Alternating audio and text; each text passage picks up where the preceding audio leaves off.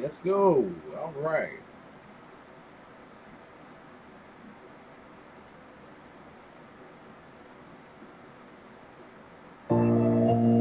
God's truth judges created things out of love, and Satan's truth judges them out of envy and hatred. Human love has little regard for the truth. It makes the truth relevant, since nothing, not even the truth, must come between it and the beloved person. Despise love, so we glorify hate. Embrace evil just because it feels great. Pride to be adored and the honor catch a case. We need to get back to love before it's too late. Back in the day, we had a bad but we were good. Today, we despise women to keep it hood. Justify doing wrong because we misunderstood. I think we could. I wish we would. Glorify and worship the wrong things. From blame to cocaine to the cocaine, man. Man, that's insane. Like, really wants to change. We're doing the same thing, man. We don't want to blame. We want to find the truth, destroy the youth. We lost faith, so that means we unfaithful too. What you want to do if what I'm saying is true? There's nothing else to do because the choice is up to you. Only God knows, telling the truth. And who's lying to you? I'm a living proof. Only God knows, competition on the streets. He only living proof. Why you spin this prophecy? Prophecy's God knows. It's real or fake. It's time to give, not take. It's time to love, not hate. Only God knows, I'm real to die. Till I'm perfect. I'm pushing you up. Man, these rappers done sold they soul, killed the whole generation, that's how the story goes. Some ask why I rap, and I don't like rap no more. That's an easy question, because God told me so. I tried not to make this a religious rhyme, but God put me in this place and time. Gave me the mic so I speak the hearts and minds. This world is dark, so we get lost sometimes. Black entertainers got us locked in hell. We glorify jail, so we can't really tell. Restriction the sales, they want us weak, so we can't make bail. I put this rhyme in this message because they checking my mail. Now our enemies are friends are foes. Vice versa, Pastor Troy and Bill told us so. You want to know the truth, just rewind these flows. Take a step back and just see how reality goes. Only God knows, telling the truth. And who's lying to you? I'm a living proof. Only God knows, competition on the streets. He only living proof, so I just put this prophecy. Prophecy's God knows. It's real or fake. It's time to give, not take. It's time to love, not hate. Only God knows, I'm real to die. Only God knows. Fooled by false prophets, can't call shop in the Reverend because he lost it. Only God knows. Now it's all about profits. They want us in the dock, so they changed the topic. Ladies and gentlemen, boys and girls, want to thank you so much for tuning in from around the world on the Exceptional Conservative Show, live from the nation's capital. We are not ashamed of the good news of conservatism, for it is the power of liberation, first to the Republican and then the Socialist. Yours truly here, and as well in our great blockhouse, better known as the chat roll. Mary Brockman is in the hizzy, and she is my bouncer. If you diss her, you diss me, you will be removed, or you'll be removed. As well, everyone's in there. God bless you. Glad to have you here. And as well, Dave Milner, better known as Agador, also known as the Unpleasant Blind Guy in the chat room. You all know what we do at this particular hour because we have a very big show coming up. And for those who are watching via Ustream, it's all about Brownsville song. In the first hour, we'll be talking with Eric Swartz, the assistant artistic director at the Theater Alliance at Anacostia Playhouse. Big show. So let's get rocking. Let's get rolling. You know how we do this. Take your hats off, folk. And let us do something that some people will be offended by. And I love to offend folk. So let us do the Pledge of Allegiance. Kids, lead us away. Ready, begin.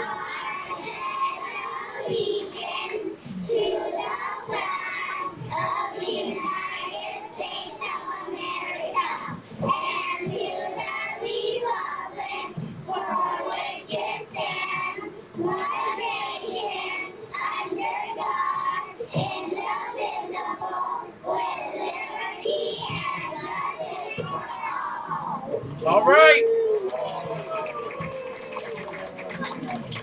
Ladies and gentlemen, that's what I'm talking about. If you don't know, for those of you who are tuning in around the world for the first time, listening to us. Mrs. Biggs is watching us via Ustream because live stream seems to be taking a knee in protest to this program, and I need to check on that and find out why.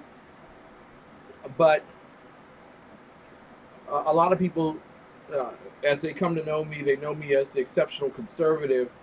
But in my private life, I lost a daughter last year.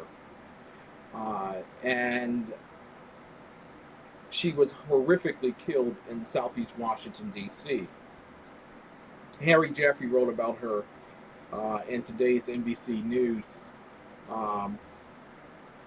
blog.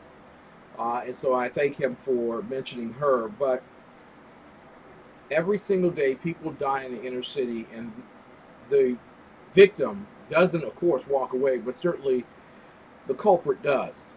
There are a litany of unresolved homicides no matter where you are in the inner city.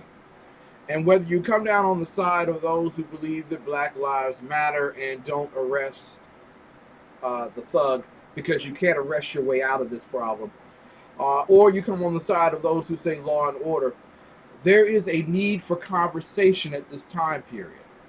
And so I brought with us, in just a few months, we'll be talking with Eric Swartz, the Associate Artistic Director, about that. But I want to mention tonight that my very good friend, Dr. Michael Jones, his mother is in the hospital at this hour in the intensive care unit, and she is in need of your prayers. And we will take a moment, we're going to pray. Lord God, we ask you right now that you bless the life and the living of Michael Jones's mother. Remove from her the burdens of suffering. Heal her body, Father God. Be present and comfort amongst the grief, Lord God, and give rest to those who need it most in your eyes. Lord Jesus, I ask you right now, because only you have the power to do thy will in the fullness of glory. And I ask you right now, Father God, to work in the hands of the doctors, the nurses, and every other technician who's responsible for keeping her alive and keeping her healthy. May we find the solution and grant her the peace she needs. In Jesus' name, amen. We're going to probably be talking with Dave Milner towards the end of this night and get more details about what's going on, but we certainly leave in prayer our hopes and aspirations for Dr. Jones's mother. We bring to the fore, in this particular moment, in this time period, the Associate Artistic Director of Theater Alliance at Anacostia Playhouse, none other than Eric Swartz, and we're going to talk about the issue at hand. Hello. Good evening. This is Ken McClinton, the Exceptional Conservative Show. You are live. Eric Swartz. Hi, Ken. How are you? Just fine. It's a great pleasure and a great privilege to have you on the air with us tonight. Well, I'm very excited to be on the air with you, and yeah, looking forward to it. Terrific. Listen, you are the Associate Artistic Director for Theater Alliance, the Anacostia Playhouse, and first and foremost, what moved you in your life to get into arts and to theater? Why not, Wall Street, or why not Capitol Hill? Well, I grew up here in D.C. In the Mount Pleasant neighborhood, and both of my parents are activists. They do human rights work and immigration work and public health work. Mm-hmm.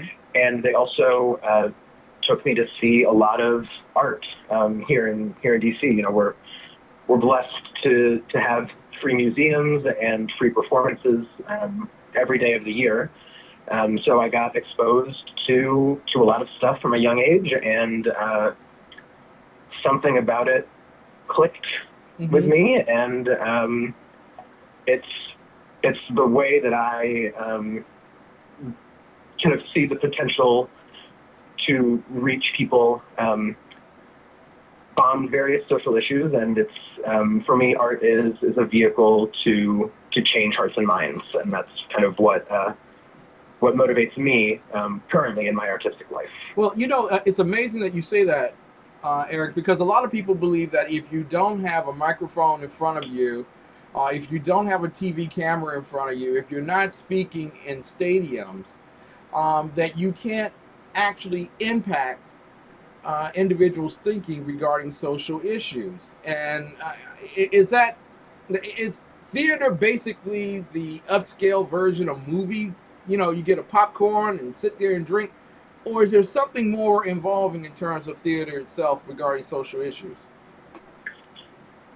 You know, the thing that I love so much about theater and live performance is that the performers and the audience are in the same room, breathing the same air, taking in the same energy, and feeding that energy back and forth to one another. I mean, even if you've never been to the theater, you've probably been to see live music or been to a concert, and that energy, being with all of these other people, focused on, you know, these performers who are in front of you, who are giving you everything.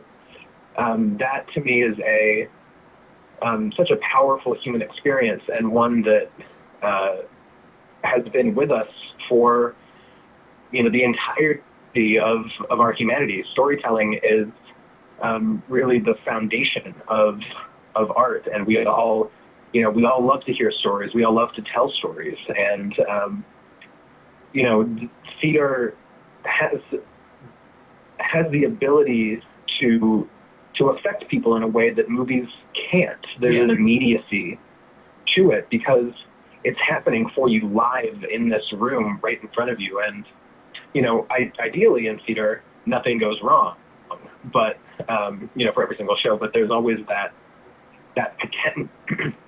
potential. You're kind of on the edge with it because it's live. Yeah. You know, it's live.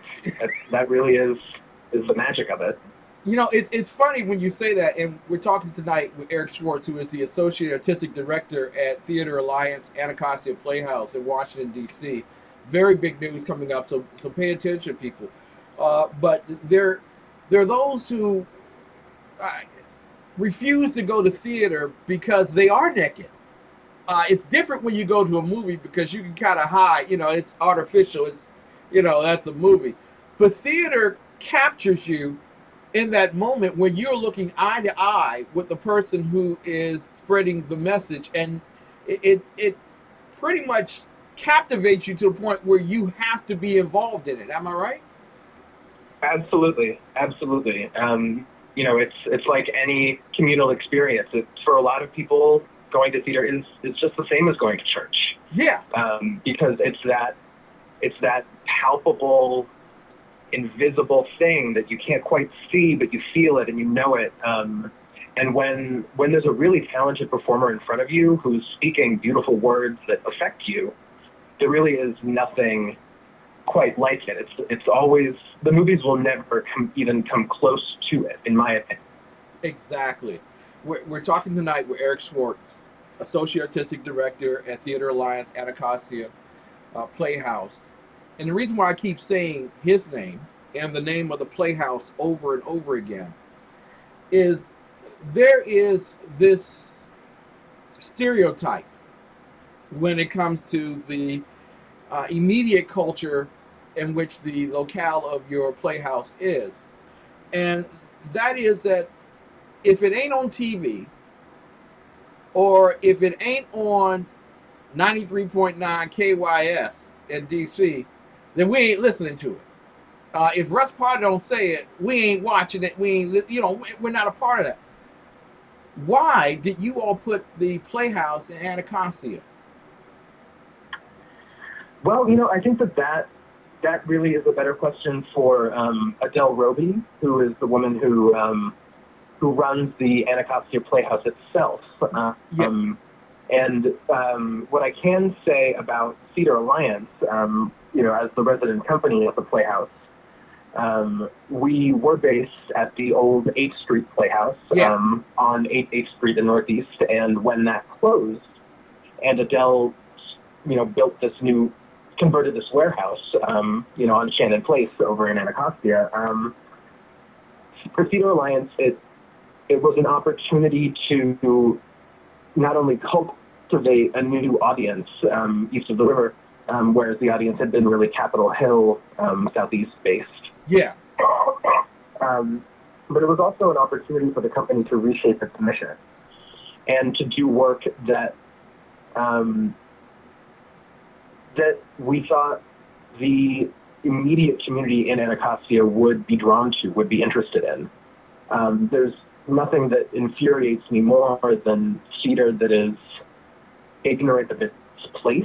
Yes. Theater that does not actually try to get involved with the people who are there, the people who walk past it every day, the people who might just walk in off the street. You know, the theater should be for everyone. And for so long, there has not been live performance or performance venues, you know, in Ward 7 and 8. Yeah. And, you know, we hear it all the time from people who come to see our shows who live in the community, how great it is to be able to walk to the theater and not have to cross the bridge.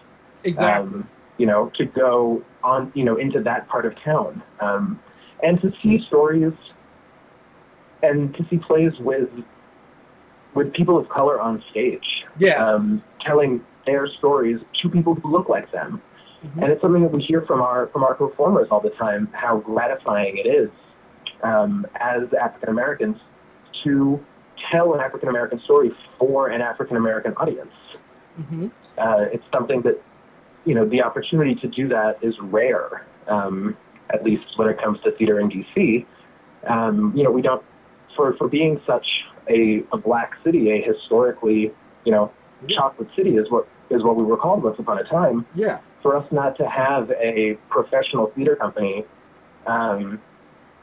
in the city run by an African American, there's one now that's relatively new. They're called Restoration Stage, and they're based out of PG County. But you know, for there not to be black artists in positions of artistic leadership, choosing the shows that they feel their community wants to see, in absence of that, we want to provide that until somebody comes along and says, no, now I can take it over. Now I can do this. Now, you know, we can do this for the community. Well, I hope that you don't let anyone take over. I hope that you all remain competitive and that there are multitudes of you that come east of the river.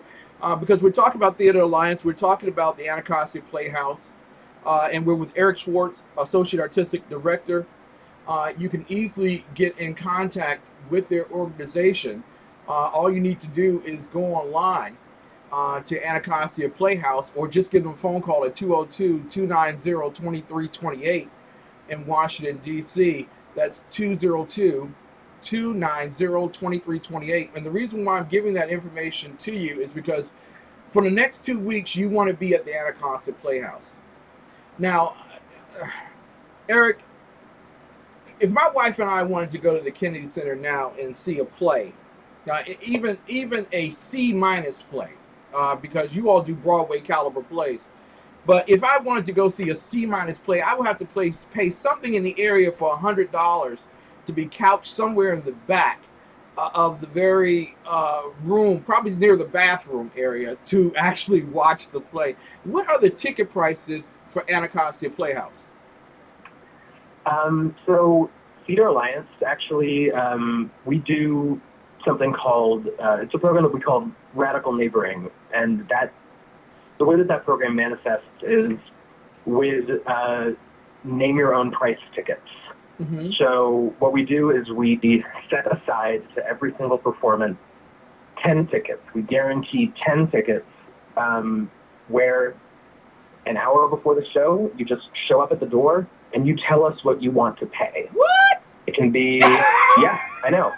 It can be, you can pay the regular price, the online price is $40 a ticket, or you can pay $1, or you can pay $10. We've had people pay more. Wow. We've had people, you know, pay $60 because that's the price of a theater ticket for them, and that's what they want to pay on that day.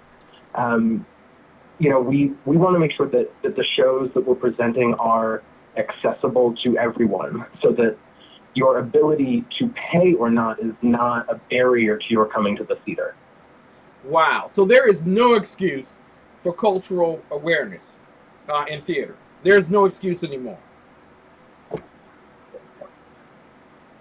I mean, hopefully. If you could pay $1, if you could pay $1 to see a $100 Broadway play, I mean, come on, there's no excuse. You can find 4 quarters underneath the couch. That's a good idea. And if you wanted to, you could just give us one of them, and we would accept that as enough payment. I had somebody pay 55 cents once. Wow. And I was totally fine with it, because it's more important that people come and engage with the art and be moved by it, and you know, have an experience that maybe they've never had before. If what I said before, that theater has an ability that other art forms don't have to really move somebody, to really kind of get inside them and affect them, then we want to make sure that everybody who wants that experience can have it. Exactly. They just have to seek it out. You just have to show up, and we'll find a way to get you in. Exactly. Well, you have a more than a reason for people to come and listen and watch theater over the next 2 weeks as you come to the close of the fall period, preparing for the winter season. And that is the Broadway play, Brownsville Song, B-side for Trey. And before we start talking about that, I want to read something to you that Harry Jaffe wrote in today's NBC4 Washington blog, and Jackie Benson sent it around to everybody. He writes, from 2011 to 2015, DC's Metropolitan Police Department reported 567 homicides. On average, about 77% of the murder cases were cleared. Though, as we'll see, that doesn't mean someone served jail time for them. In fact, cleared means that you were considered a suspect, and they cleared off, basically, from the homicide listing. Through September 27th, there have been 104 murders in D.C. According to the Metropolitan Police Department website, of those, about half are still open cases. Any way you look at it, the District of Columbia could be, or can be, a good place to get away with murder. How do you, as a native Washingtonian, as an artist in Washington, what is your reaction to Jaffe's writing that you can virtually get away with murder in D.C.? It's upsetting. And it's enraging. I remember the statistics and living in the city in the 90s, and when we were called the murder capital of the United States, and where we had a murder rate that was higher than cities where there is not the same kind of police presence. And my hope is that everybody who lives in our city can walk around without being afraid of getting caught in crossfire, or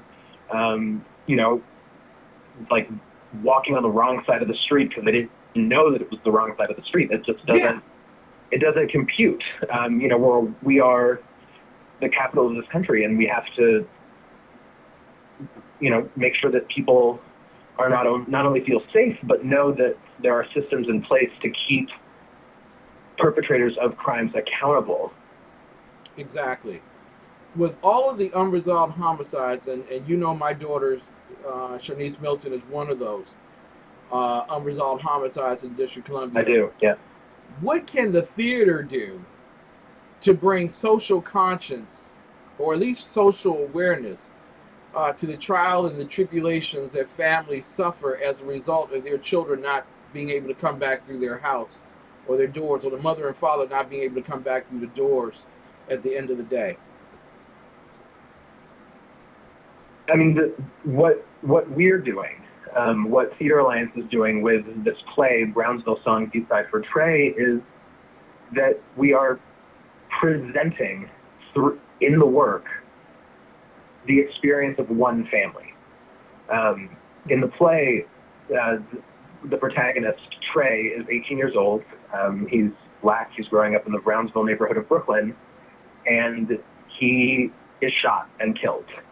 And the play deals with how his family, his grandmother, his younger sister, and his estranged stepmother deal with his death, and then reflect on his life and the joy that he brought to them, the joy that they brought to him, and all of his potential, his promise. Mm-hmm. And the reason that we decided to produce the play, in part, was you, Ken, and my boss, Colin, who is the artistic director, going to these meetings organized by the Anacostia Coordinating Council and hearing these statistics that you just said, and hearing and seeing family members of victims, and seeing that there are families in our community that are hurting because the person that they cared about is gone. And the thing that we felt we could do was present the story of one family and give the audiences a full picture of who these people were, why this person who was gone was so important to them, and hopefully in providing people with one example, one story, one way for them to both see and feel what that pain might be, that in turn for audiences, it would make them look at all of those headlines and all of those statistics that seem to come at us daily with a different frame of mind, and think of these stories less as one more murder, one more homicide, one more death, and more so one more family affected, one more community affected, one more network of people. The loss of one person doesn't just affect the family, it affects the coworkers, it affects the deli owners, it affects every single person that was touched by the person who is gone, and all of the potential that those interactions held. And so our response to what we're seeing in the world is to say, we're listening. Yeah. And we're here, and we're presenting a story that we think can change people and change their minds. And if you can change just 1 or 2 minds per night, then you've accomplished something. That to me is the measure of success. Would I love to have, totally sold out houses for the whole run? Absolutely. But if after a performance, someone can say to us, watching this show tonight changed the way that I'm going to look at the world, if just one person says that to me, then it's been a successful night. And that's what we're trying to do with this play. And that's what Theater Alliance's mission really is, to, on a micro level, create change in our community and see what the ripple effects of that can be. Now, a lot of people think that unresolved homicide east of the river is the same thing as west of the river. But are they treated the very same way? And how would this performance put a light on how murder is seen on both sides of the river? I mean, I think I personally do not know the numbers. Yeah. I obviously I'm familiar with the numbers that you were talking about earlier, but I know from anecdotally and just from my own personal experiences of living in the city that the value placed on the lives of our citizens east of the river is less than the value that is placed on the lives west of the river, west of the Anacostia. That is the way that it has been for so long. And it means that some cases do get more attention. Yeah. Every time a young white person is shot and killed, it's this, there's articles about it for weeks. Yeah. It's seen as this huge tragedy, like what a horrible loss. And yes, the loss of one life is deplorable. Yes. But we should not be placing more value on a white life than on a black life. Or, Exactly. you know, for that matter, like within the black community, we cannot place more value on, quote, the good kid Yes. and his life or her life versus, you know, the bad kid, the one who ran with the wrong crew or, you know, made bad decisions. Every human life has the potential for change. Sure, you've made some bad choices in the past, but that doesn't, you know, we can't write you off Exactly. as a human being. You know, that is the joy and the pain of our humanity, is that every day we wake up and we're confronted with what am I going to do today? What choices will I make today? And to take away the potential and the possibility for choice and for change of a young life is awful. And, you know, we as engaged and as conscious citizens and citizen artists of Washington, you know, we see what's happening and we're upset by it, and we believe that it should be different, and that attention needs to be paid, in particular, to these homicides east of the river that are not getting the same attention that homicides happening all over the rest of the city are. And one of the ways that we're trying to do that is we hold talkbacks after every single performance, so that the audience can, you know, can express their feelings, so that we as artists can talk back to them and have a dialogue about the art and expand it out to the world around us, which for a show like this is not hard to do, because these homicides are happening like very frequently, and you know, the world outside creeps into the theater, and the theater kind of creeps out as well. Yes. And you know, the way that we're hoping really to make this change, to make this, to have people at least take notice, and hold our government, hold our leadership, and you know, our elected officials accountable.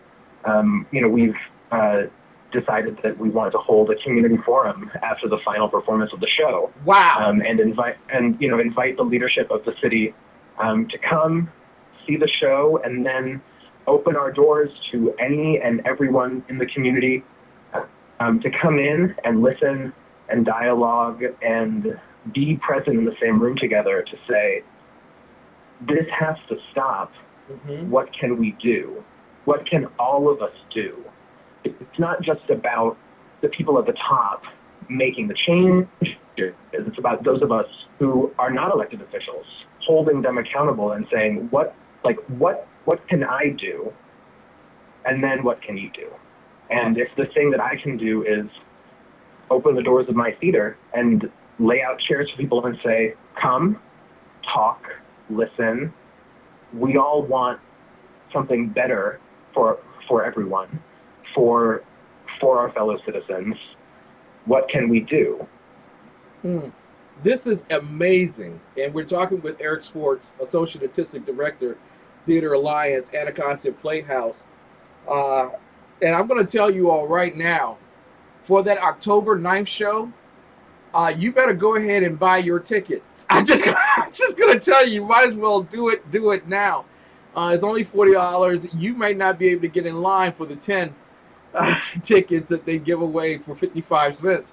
But literally, this show is going on. We put the link in our chat room. We're encouraging people to send that link out around the world. But on October 9th, that's Sunday at 3 p.m., you all are inviting the mayor, the police chief, all of the big city gurus, along with individuals who have suffered at the hands of culprits who seem to walk away from the criminal justice system just as easily as they enter into it. You're inviting everybody in the community to have a conversation after viewing this 90-minute presentation of Brownsville song, B-side for Trey. That requires a great deal of you all in sacrifice. What makes you want to sacrifice all of that? And have you gotten responses back from the mayor, from the police chief, and from others? You know, we haven't gotten responses yet. Obviously, it's hard to schedule people, especially this soon, you know, only about 10, 12 days out from this event. But it really isn't a sacrifice for us. The reason we are artists is because we want to use art to better our community, to better the people around us. And for us to open our doors and to say, here, come, let, you know, be here with one another, and let's figure out if we can together create a better future for ourselves and for our families and you know, even for strangers, then why not do that? Yeah. It doesn't actually, it's not a sacrifice. It's a gift that we have been given, this opportunity to use our creative endeavors, to use our pursuits in a way that feels so that the art is not superfluous. You know, like if we really want and believe that art has the power to change the world, then we better act on it. And we better take steps to make sure that everybody is affected by it, and then can use the work itself as an example, as a platform, to then talk about the real issue at hand, which is the fact that there are 56 unsolved homicides in DC. Wow. Up until this point in 2016, 56. And at least when I checked a couple of days ago on the the police department website, and 25 of them happened east of the river. Like, that's unacceptable. It's just unacceptable. And for us, it is not a burden to do this. This is why we do this. We want to use art to change people for the better. Wow, we're talking with Eric Swartz. Listen, and you've gone above board. You've stayed with me through this because both of us know that this is a very vital issue. You all have invited the mayor. There's been no response back from the mayor's office. I bet you if you had sent a donation, they would have been a great thank you card back. But I want to ask you in this regard, first and foremost, Brownsville song. This is probably just a play that was written by 2 or 3 people sitting at a bar, right? Brownsville song. Can you tell everyone the quality of play that this is? Sorry, the what? The quality of the actual performance. Of the play. Yeah. Mm-hmm. Yeah, I mean, so the play is a relatively new play. It was first premiered in 2014. The playwright is a woman named Kimber Lee, who is a Korean-American playwright based in New York. She has won all kinds of awards. This play has been nominated for all kinds of awards. It's been published in numerous anthologies. And when she was writing this play, which is inspired by true events, she went into Brownsville in Brooklyn and workshopped it with the community there, so that the community itself had input in the work, so that it really was their story as much as it was her writing, that the story was by all of them, for all of them, because it really was, the play originally was written to highlight what was going on in that community. And that's the same philosophy and approach that we had with the play and producing it, to highlight what was happening in our community.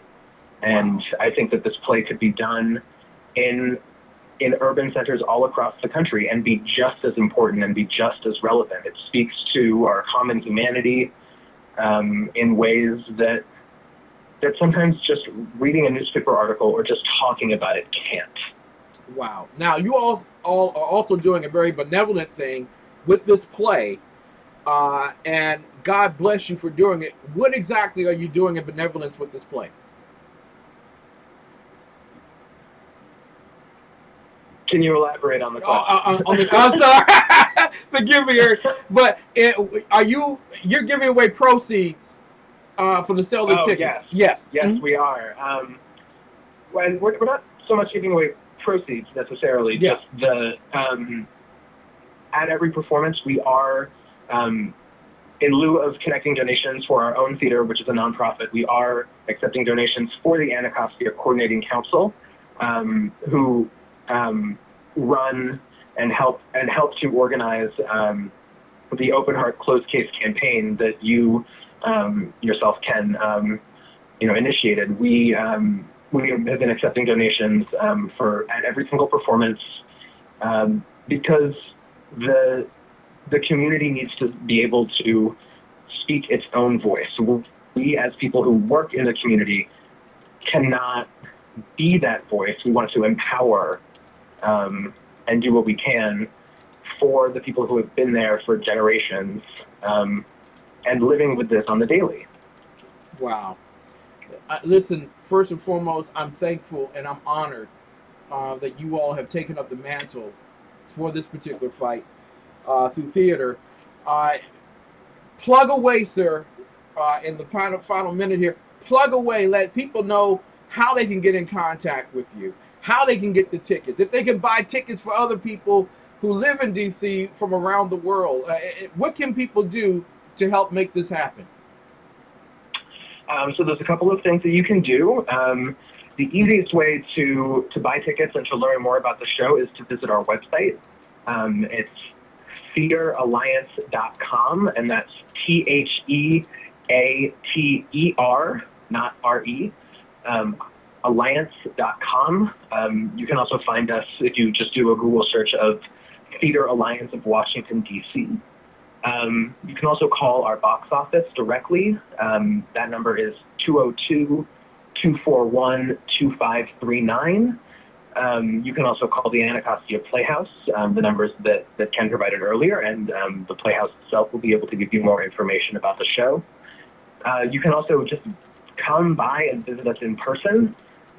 We are at 2020 Shannon Place, Southeast, Washington, D.C. For those of you familiar, if you're familiar with the Big Chair, yep, we are around the corner from the Big Chair. So if you know where the Big Chair is, you know where we are. Listen, Eric and Colin, if you would give him our well wishes, we thank you for taking up the mantle of this social injustice related to unresolved homicides in the District of Columbia. And we pray for not only every chair to be filled for the rest of all the performances, but certainly that performance on the 9th of October be eccentrically successful in terms of reaching the populations of the District of Columbia. Thank you so much for coming on the air with us tonight. Thank you, Ken, and thank you for your tireless efforts on this issue. And we know that how personal this is for you, and the grace that you and your wife have had throughout this entire ordeal for yourselves, and your decision to use this as an opportunity to make the world a better place for other people is truly an inspiration and very admirable. So we thank you for your efforts and your inspiration. Thank you so much. Also, our chat roll community says thank you. They're sending thanks and praise for what you all are doing. Great job. Thank you. Thank you. Take care now. Ladies and gentlemen, Eric Swartz, wow. Powerful. Absolutely powerful.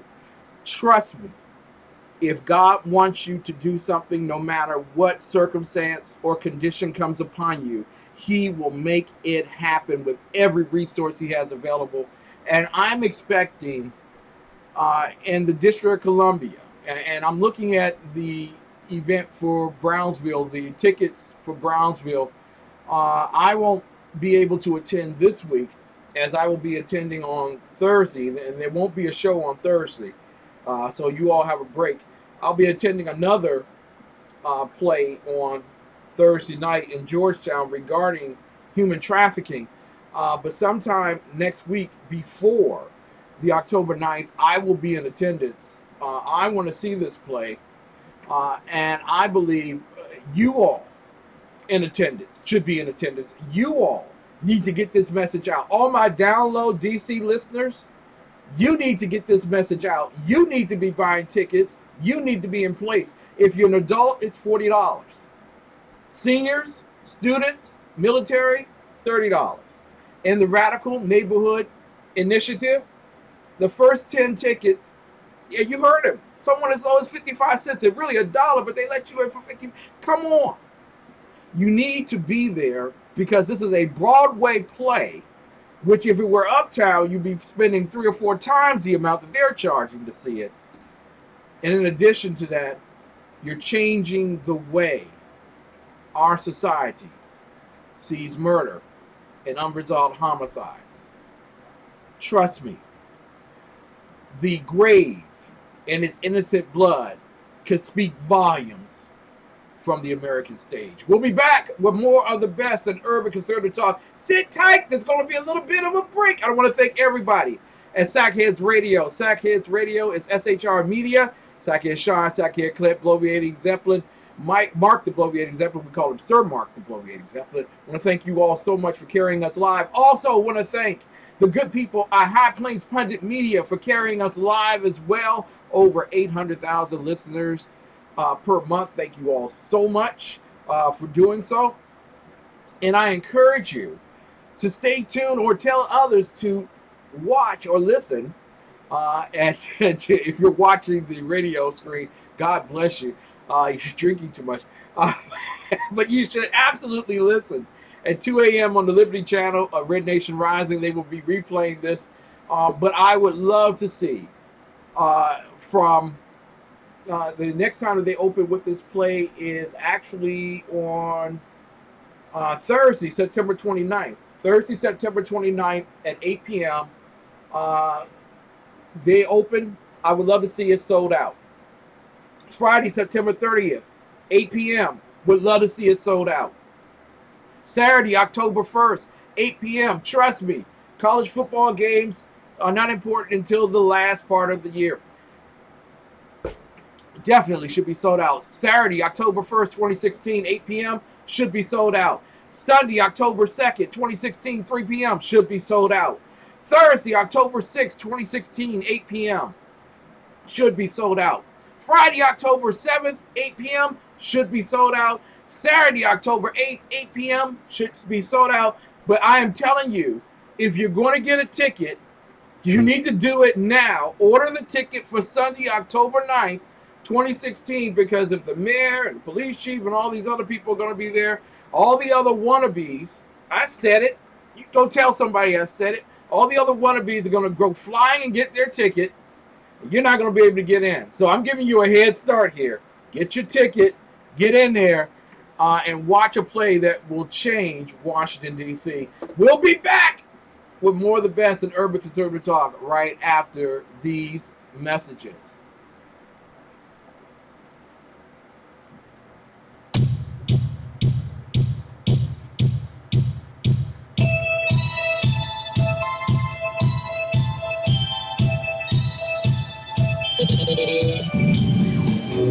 Hey, it's Jersey Joe, Hook Reaver, Common Sense. You can catch me every Wednesday night, 8 p.m. Eastern Standard Time on SHRmedia.com. That's every Wednesday night, 8 p.m. Eastern Standard Time, SHRmedia.com.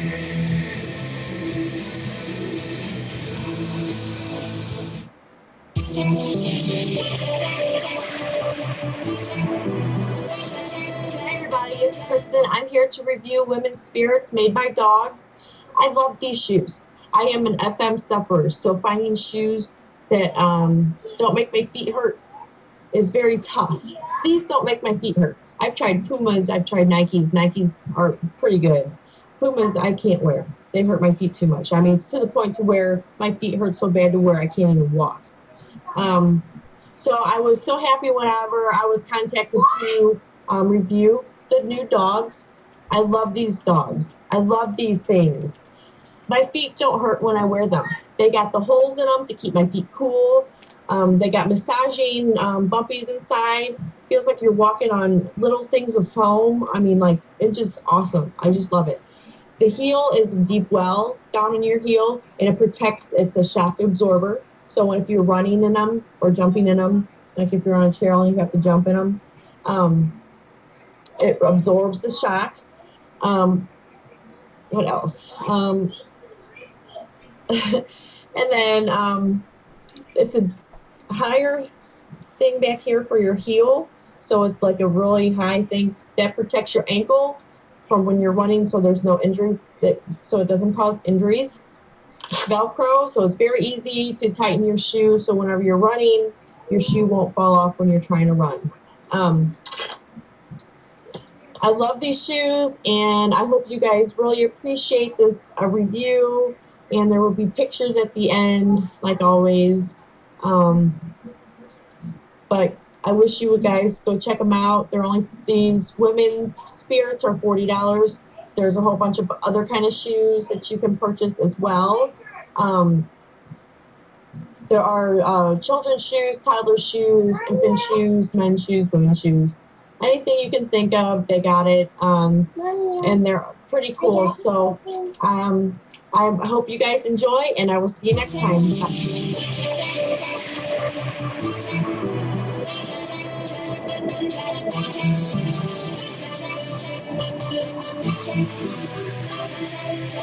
Now at Brownells, we know you may have only one shot to harvest that trophy, so we have thousands of accessories and replacement parts to improve your chances. We know how much you love to shoot, so our gunsmiths articles and videos will help you do more and get more out of your guns. We also value your hard work and money. That's why only Brownells backs up everything we sell with a 100% unconditional lifetime guarantee.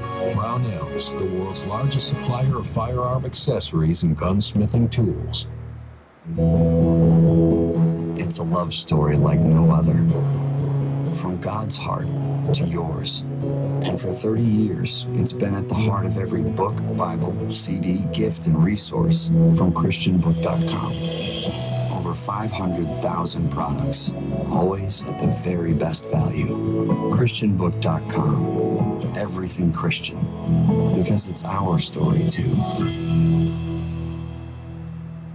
Now at Brownells, we know you may have only one shot to harvest that trophy, so we have thousands of accessories and replacement parts to improve your chances. We know how much you love to shoot, so our gunsmiths articles and videos will help you do more and get more out of your guns. We also value your hard work and money. That's why only Brownells backs up everything we sell with a 100% unconditional lifetime guarantee. Brownells, the world's largest supplier of firearm accessories and gunsmithing tools. Ladies and gentlemen, I welcome you back to the last moments of the Exceptional Conservative Show for this particular segment. And I just want to thank God for the vision and mission that he gave me 6 years ago to do the Exceptional Conservative Show. It was to talk about our cultural institutions. It was to talk about individuals and family. It was to talk about education, to talk about economics, government, and faith.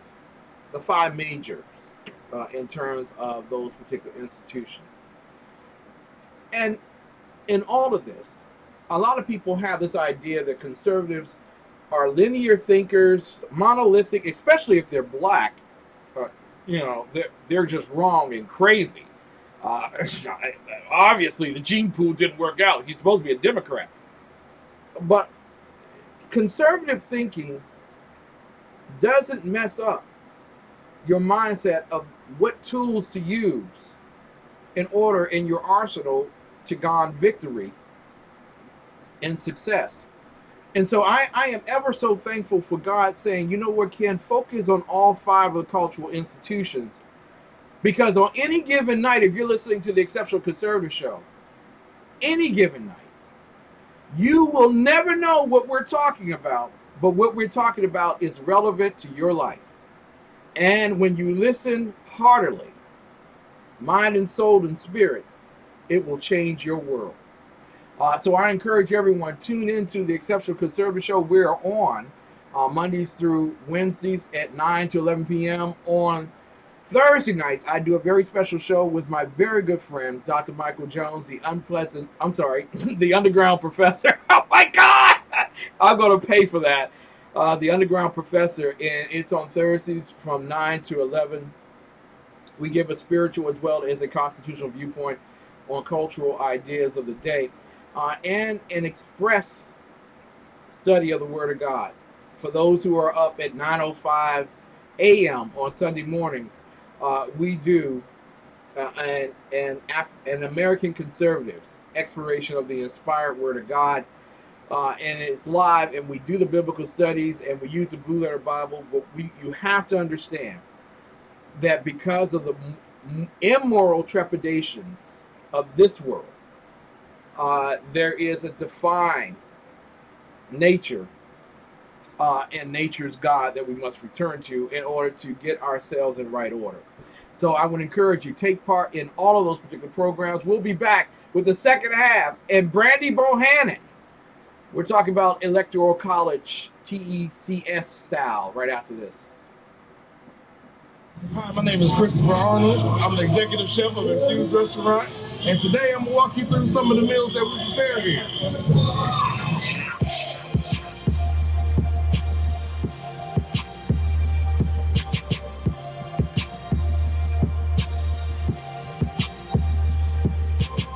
So we're making a pizza. We use fresh Italian sausage that we cook here and slice it up. Our pizza dough is in-house made. Our pizza sauce is in-house made. So everything is fresh and ingredients.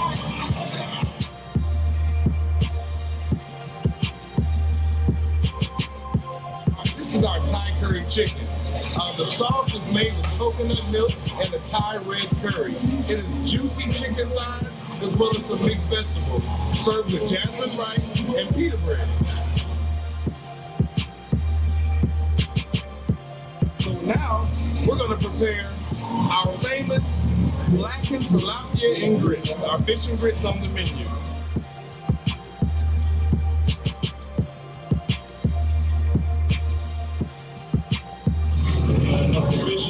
And our meal will be complete.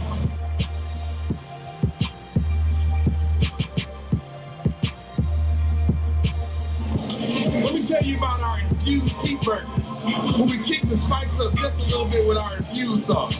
We start off with 80-20 USDA ground chuck ham patty burgers, nice half a pound of burgers, and we're going to grill it to perfection. After I flip the burgers, we add the sauce and let it cook on into the meat mix a little bit.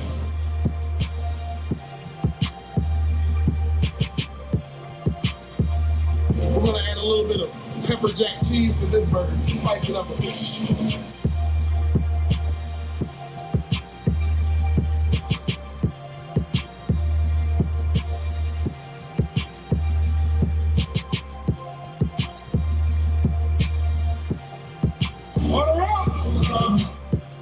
Ladies and gentlemen, boys and girls, Infused Restaurant is where you should have been tonight on mobile listening to this particular program. You should have been getting your exceptional one, the exceptional one. It is double burger.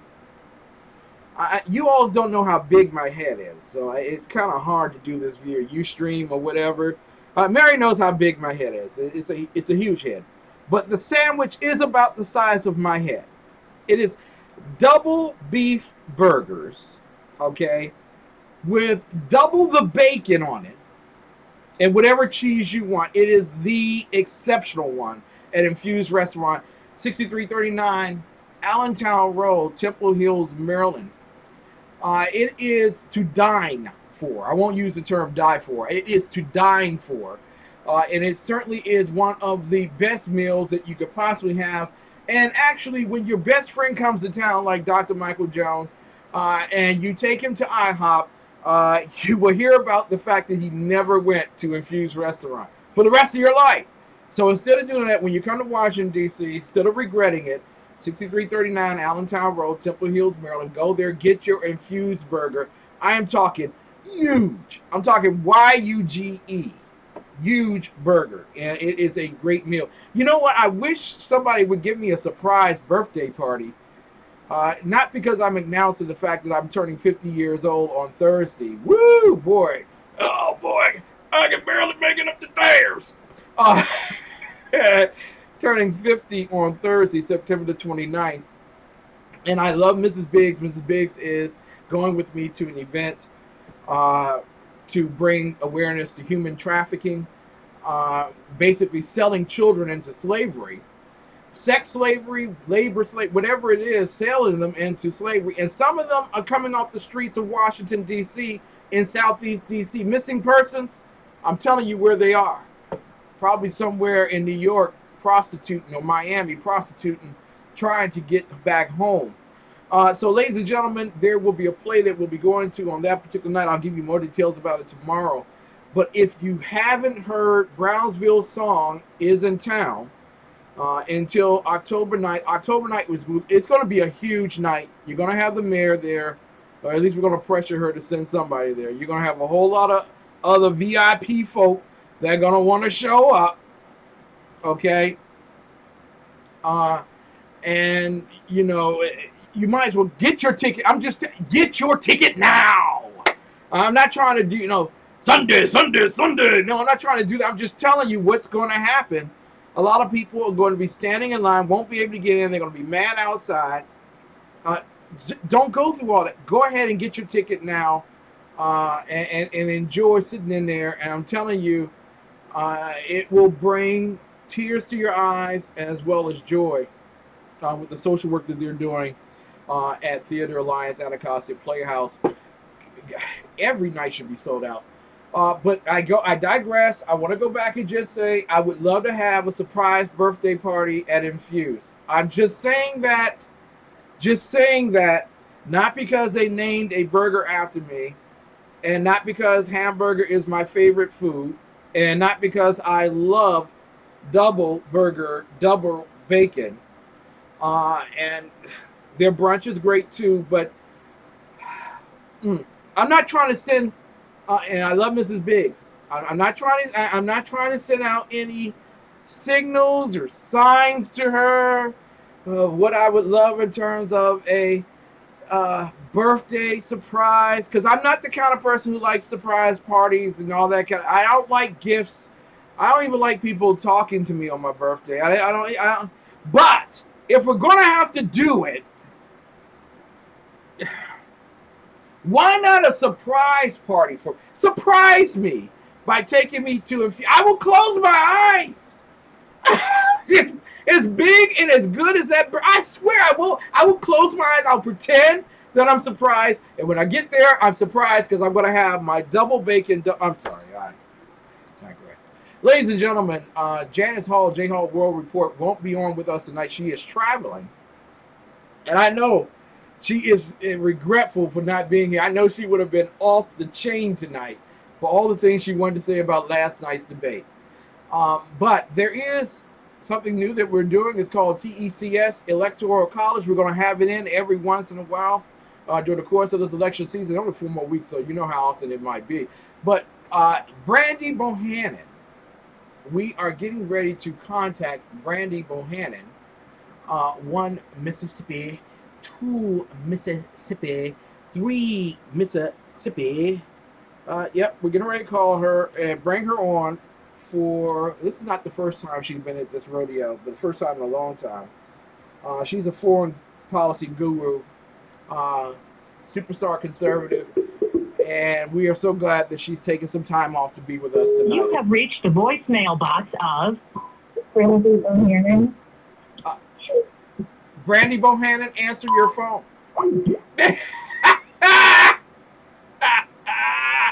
That's all I can say in that regard. Hey, Brandi, answer your phone.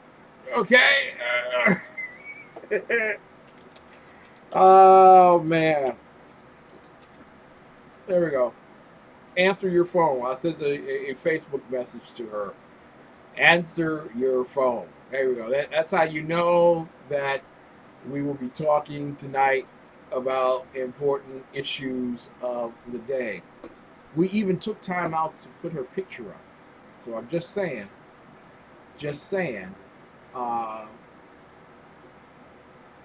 wait, what? We're going to try this one more time? We'll try this one more time. Because some people say that they have some problem with this phone situation. So let's call. You have reached the voicemail. All right, so we have tried. we have done our best, and we're very sorry we could not reach Ms. Brandi Bohannon. Apparently, she is not coming on the air with us tonight, and I do apologize to you for any misdirection. However, I got a lot of stuff to talk with you all about tonight, and one of which I want to talk with you tonight has everything to do with what happened in Charlotte, North Carolina. Now, we know that Hillary Rodham Clinton brought up racism in last night's debate. And a lot of people want to know off the bat, Ken, who won the debate? Was it Donald Trump? Was it Hillary Rodham Clinton? Any moment? Who won? Who won? I told you all on Sunday when I was with Dan the Man Butcher on his High Plains Pundit Media Talk Show, live. I told you all it didn't matter. It was unimportant. I don't care if 90 million people called in and said it was important. 90 million people could tell me that ice cream freezing in the freezer is important. Doesn't mean I'm going to watch it happen. I'm just going to tell you that a lot of people think Ken McClinton doesn't do his homework. Certainly not his home. Oh, no. Oh, what? He's too cute. He's too pretty. He's on TV. He's not doing no homework. He's not doing this. But after my show last night, where a lot of people were like, hey, Ken, you know what? I know what I'm going to do. I'm not going to go there, but I'm going to ask my very good friend Dave Milner. Dave Milner. Now, High Plains Pundit Media Guru, Dan the Man Butcher is in the chat room, and he had two excellent shows. The Sunday night show, because of all the other guests, not because of me, but all the other guests that were there with Bernstein as well. And Sir Mark, the Bloviating Zeppelin, and Dave Milner, of course. But last night's election coverage was wonderful, absolutely wonderful. Well, it wasn't an election, it was debate coverage. But I'm going to ask my good friend, the unpleasant professor, no, actually, the unpleasant blind guy, Dave Milner, to prepare himself, because I'm about to give him a phone call. And I will change everything in the block, except for the pretty face of Brandi Bohannon. I will change all the information. No, I will include the picture of my very good friend, Dave Milner. But Dave, prepare yourself. After this particular commercial break, if you don't mind, I will be giving you a phone call. And I think this is what God really wants anyway. First of all, I should have gone through Mary. Mary, do I have your permission to ask Dave? Because Mary Brockman, who is my bouncer in the chat room, and as well, my lovely wife, Mrs. Biggs, are my executive producers. And I should have asked them, you know what to do, Brandi. I mean, Mary, you know what to do with that list. You know what to do. And I want you to know the last person that you list, don't worry, we're going to go to a commercial. Don't worry, Mary, you know the last person we put on the list called me the day after you put him on the list. He was so worried. What was that list? And I had to explain to him. And he said, Ken, would you just reschedule? I promise you it won't happen again. I'll be right there. I said, okay, we'll see what we can do. So when Mary puts out there and she's the boss, her and Mrs. Biggs, when she puts out in the chat roll about the list, be careful. You may never appear. You may never ever appear on the Exceptional Conservative Show again. It would be like the next time Hillary Rodham Clinton sleeps with William Jefferson Clinton. It's never going to happen. And certainly not in the White House. We'll be right back, and I'll be talking with Dave Milner, the unpleasant blind guy, about some dude that looks like Santa's in the chat. We'll be right back. William Green, glad to have you here as well. And there's so many people joining into the chat room, but God bless you. We will be right back with more of the best in urban conservative talk. We will be speaking with Dave Agador, the unpleasant blind guy, Milner, about the electoral great debate, which I told you was a waste of time. We'll see what someone else says. We'll be right back. At LawDepot.com, we decided to compare one of our easy-to-use online legal contracts against one prepared by a private lawyer. Sort of a lawyer taste test. We wanted to show how you could save hundreds of dollars on quality legal products, from wills to business startup packages. Unfortunately, the consultants misunderstood what we meant by taste test. Needs more sauce. Objection! Overruled. LawDepot.com. Trusted do-it-yourself legal. I was in need of some advice from a lawyer, but I found this site and it saved me a fortune. Law Depot lets you easily customize legal documents. More than 2 million people have used Law Depot to create over 4 million legal documents and save over $1 billion in legal fees. Whether you are interested in protecting your estate, managing a rental property, setting up a business, or any other situation requiring legal forms, Law Depot's extensive library of documents and legal resources are able to assist you with all your legal needs. You get customized legal documents at a fraction of the price it would cost through a traditional lawyer. Quality legal documents since 2001. Click the link below. So what do you think about ebooks? Maybe you've never read an ebook before, but you're considering giving it a try. Or maybe you've been reluctant to try ebooks because you don't want to buy another expensive electronic device. Or maybe you already enjoy ebooks, but you haven't been able to find titles from your favorite Christian authors. Whatever your situation, ChristianBook.com has the solution. Your trusted source for print books for over 30 years now offers ebooks. Our always free CBD reader allows you to read on the devices you already own without spending money on a new device. Thousands of Christian ebooks at ChristianBook.com means you can shop with confidence and choose from the titles you want. Plus, we are adding new titles all the time. Browse our huge selection of low-priced Christian ebooks the same way you would printed books, only now you can go from shopping to reading in seconds. Simply select the ebook you wish to purchase, confirm your account information, and start reading. Free samples of every ebook are available, so you can preview the book first, before you buy it. Plus, there's no lengthy app downloads and updates. Accessing the CBD Reader is as easy as going to cbdreader.christianbook.com and bookmarking the page. The CBD Reader holds your ebooks and bookmarks for you, no matter what device you're on. So, you can take your entire ebook library wherever you go and pick up right where you left off. Our customizable options make it possible to read your ebooks in different font sizes and styles. Want a large print version? You've got it in seconds with a simple click of the mouse. Already own a dedicated e-reader? Download your ebooks to your computer from your ChristianBook.com account and transfer them to your device. Try ebooks at ChristianBook.com and start reading your favorite books in seconds. Easy, economical, everywhere you want to read. Welcome to ChristianBook.com ebooks. Ladies and gentlemen, I want to welcome you back to the ExceptionalConservativeshow.com. And the professor is here. You know how I run my show, Dave. Give me just one moment. I assure you that I will screw up during my show on any given night. Which is why I have two bosses, Mrs. Biggs and also Mary, my bouncer.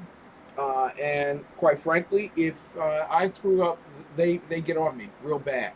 So what I'm going to do, before this, I want to call the professor because I know all of us are concerned about his situation.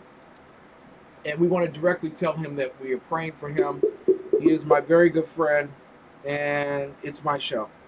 So let me see if we can get the professor online. Ralph's Takeout. Oh, it's you, Mr. McClinton. We've got it ready. Number 17 through 36. Thank you. And extra sauce. I just spent a half an hour in the hospital parking lot looking for my car. Wow. So I came into the emergency room and came out in a different section because she's in ICU now. And I didn't have any idea. I just walked completely around the entire hospital complex. Wow. Professor, we love you. That's what we want to start off telling you.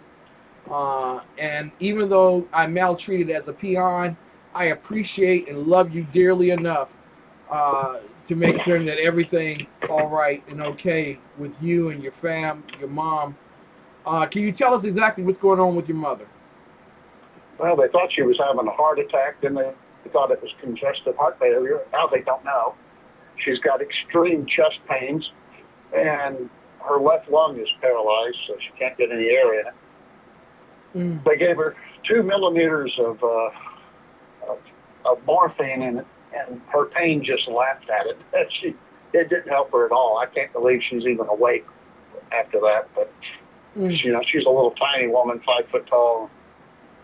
You would think 2 mms of morphine would be more than enough, but I don't know. I'm heading home now. I just left the hospital, heading back in the morning. They run a whole bunch of tests. She's in a CAT scan right now, and they've run just about every particular test they can find. They even brought in the machine that goes pink, and they don't know what's going on yet. So it'll be tomorrow before they have any more news. Has she been seen by a cardiologist? Oh yeah, internist, cardiologist, several specialists have popped through. We're wondering if maybe. Because she flew to Utah to visit my daughter. Yeah. And they're speculating, as I brought that up, and they're like, oh, maybe that's it. That, she's 75, and with all the medical problems she's had, they think it's just possible that maybe some blood clots moved around in her lungs, and that's what's causing the pain and the breathing problems and stuff. They're not 100% sure that's it, but hence the X-rays and the CAT scan to see if anything did that. But they've ruled out just about all the easy things. Now they're looking for the hard things. In the medical world, we have a term for that you look for horses in America and zebras in Africa. Yeah. So we ruled out all the horses. Now we're looking for zebras. Wow. Wow. Well, actually, the strange things. I mean, actually, at 5 feet tall, and she took 2 doses of morphine. That's a tough woman. Oh yeah, I've seen her make Marines blush. Oh my God! She's a tough little military wife, She got my dad all the way up to 2 stars as a general, and then she's had me in the military as my mom, and she's tough as nails. She's a tough little broad. I haven't ever seen her like this before. She was in so much pain, she was actually getting a little panic attack, and was kind of freaking out from it. But I've never seen her lose control in my life. That disturbed me more than anything else, I think. Exactly. Listen, Mary says, Professor, she's in the hands of the great physician. And Dave says Fort Worth is a good place for hospitals. She's likely in a very good place. The medical community there is big and competitive. Everyone's praying for you and praying for her strength and recovery and well-being. Have you eaten, sir? No, I haven't yet. That's kind of one of the things that motivated me to go ahead and call it a night and go home. And, I haven't had anything to eat. So I had 2 pieces of chicken, 2 chicken legs. That's all I had the whole day. Well, are you being racial? Are you being racial here, sir? No. Hey, it's dark, mate.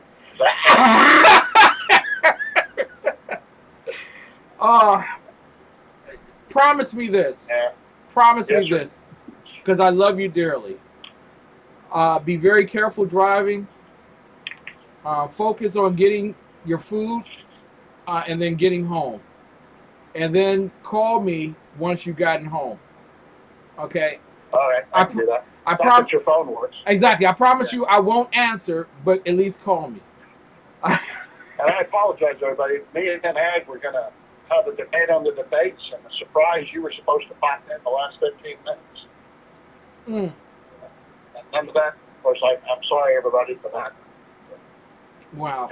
At about 4:30, my sister from Hawaii called, and because we have a routine, my dad calls her, but she blabbermouths to everybody, and so she called me, and I finished up and went straight to the hospital. Wow. Listen, Dave Milner also says his phone is open all night long. Both our phones are open all night long. We'll be up and we'll be listening for you, praying for you, and hoping everything is well with you. Also, I will not be on the air Thursday night, so it will be you and Dave kicking it back for 2 hours. All right. And going to bed an hour early. Well, tell all your low-down listeners to come to the Underground Professor Show Thursday. I definitely will. They can listen to the real #1 universe. They definitely will. Professor, we love you, and we're praying for you feverishly for your mom. She doesn't sound like she needs prayers. I feel sorry if she ever gets her hands around whatever got her ill in the first place. Let me tell you what. My mom has had rheumatic fever, breast cancer, a double mastectomy, had all her lymph nodes scooped out of her right armpit, and she's diabetic, and she's tough as nails. I'm so proud of her. And, so it just, it's really weird, when you see your parents and they're no longer the John Waynes and why not on the herbs that you've known your whole life. But she's a tough old broad. So I thank you so much, everybody, for your prayers. I appreciate that. Well, thank you. God bless you. We love you, man. We love you. Also, Thanks. Just want to say one other thing. Professor Jeff Mitchell of EDL Radio has just sent his thoughts and prayers to you as well. So the whole world is praying for you, sir. Well, cheers, mates. Thank you. God bless you. My subjects in England, as Lord Lamont, I'm always pleased to hear my subjects pray for our health and well-being. Yeah, and this time they're doing it in the name of Christ. They're doing it in the name of Christ this time. The next time they have to pray, they might not be allowed to do that. God bless you. We love you, man. Thank you very much, everybody. Love you guys. I'll let you know what's going on, and I'll keep you posted. Excellent. God bless you, man. Oh, man. And Mary, don't put her name on that list just yet. Brandi just said her phone is back on, but we won't be able to get to Brandi tonight because we're going to go to Dave Milner right after the last commercial break. This is the last commercial break of the Exceptional Conservative Show. We will have Brandi back on another time to talk. But our hearts and prayers to my very good friend. Or for my very good friend to Christ. Better said that.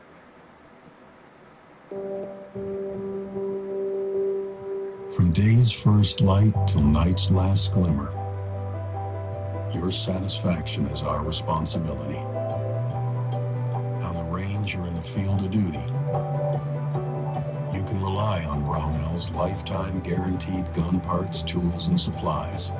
Anytime, any place. It's how we've done business since 1939. Brownell's. Have you heard the news?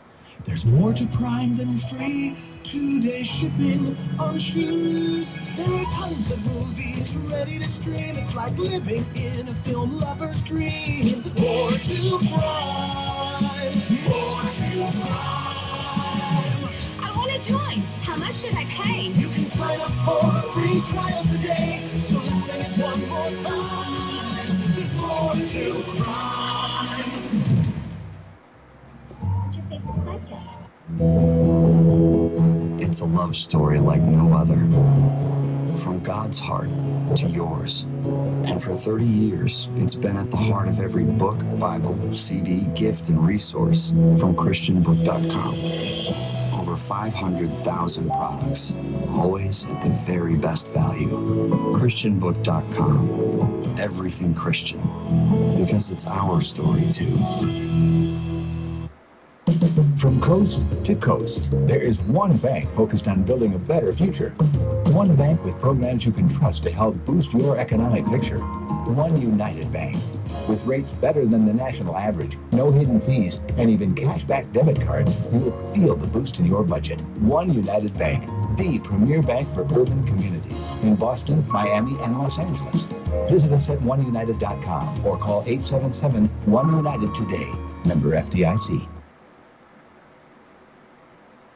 God's truth judges created things out of love, and Satan's truth judges them out of envy and hatred. Human love has little regard for the truth. It makes the truth relevant, since nothing, not even the truth, must come between it and the beloved person. Despise love, so we glorify hate. Embrace evil just because it feels great.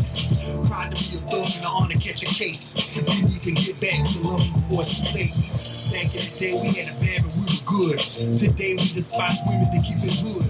Justify doing wrong because we misunderstood. I think we could. I wish we would. We glorify and worship the wrong things. From blame to cocaine to the cocaine, man. Man, that's insane. Like, really won't change. We're doing the same thing, man. We don't want to blame. We falsify the truth, destroy the youth. We lost faith, so that means we unfaithful too.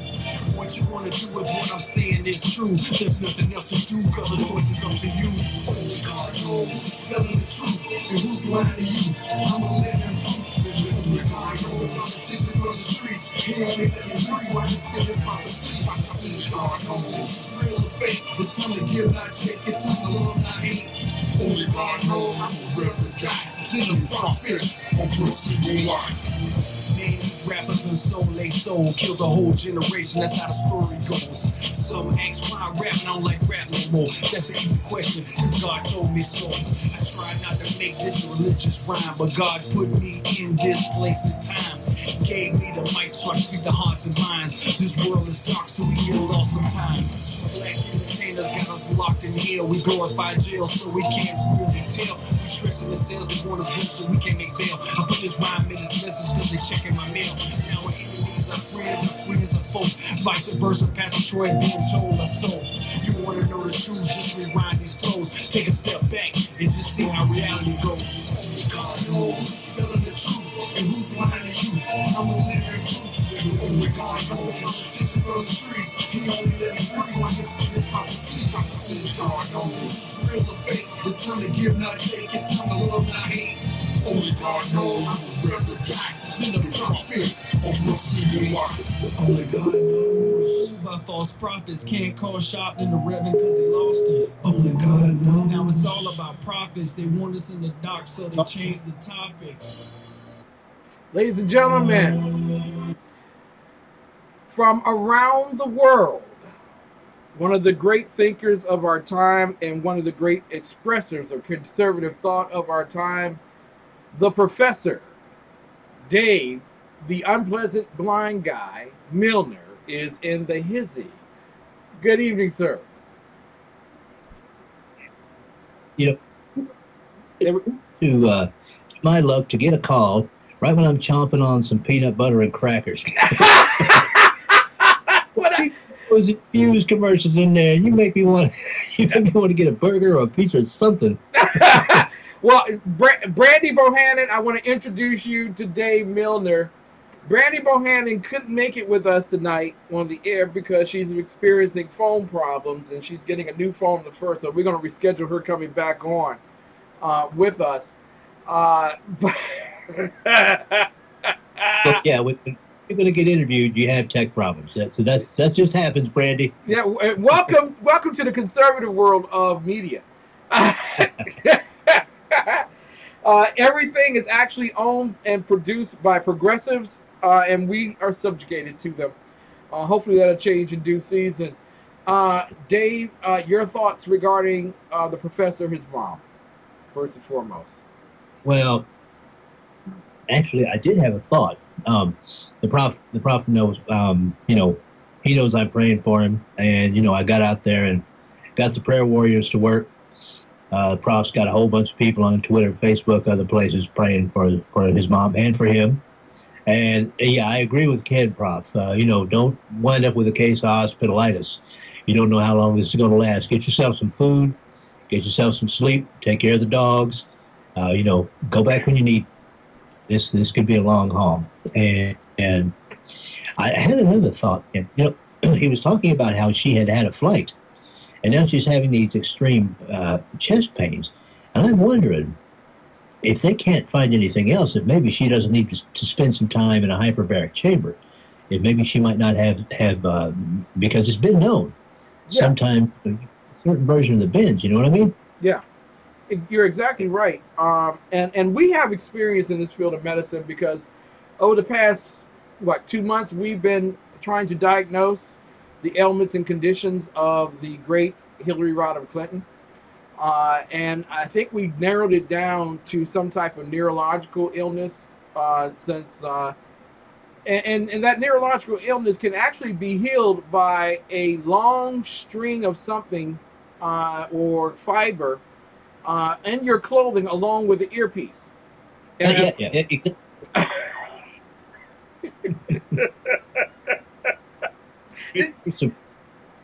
Yes. Did you see that last night? Exactly. Yeah. Did you see that?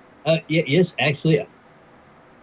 Well, okay. What I did see the debate. I didn't see her do any poopies, except just, you know, the normal lies that she tells. I've got, I still have some vision left, and I have got this old 35-inch TV that a friend bought for me for $10, believe it or not. Big old CRT thing. Okay, so I was able to get to look at it, and oh my God, man, just the smugness on her face. I think TVs all over America were in mortal danger. You heard this when you were on the panel show with us. Everybody was ready to shoot their TVs, you know, put a fireplace poker through the TVs, their foot, whatever. It was, I mean, the smugness that this woman had and her condescension towards all of the people. Now, Trump did get this right. The only time that she shows up for the black community is when she wants the vote. And then it's like, hey, see you later. I'll keep you on the reservation with some more EBT. Yeah, exactly. Yeah. Forget about jobs. You know, forget about the family. I'm going to get rid of that. You forget about me helping the black family by helping black men become providers again.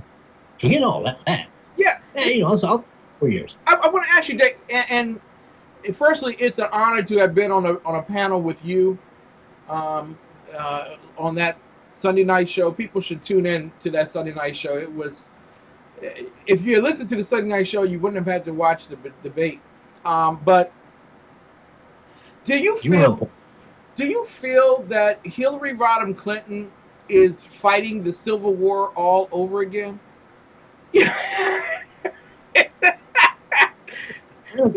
Sometimes.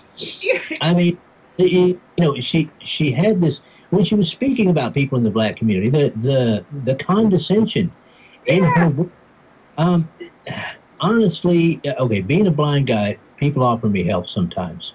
Okay, and it's understandable, and I accept it and all of that. And sometimes people are a little bit too solicitous, and seem to give to me the impression that I can't do for myself, which is very demeaning.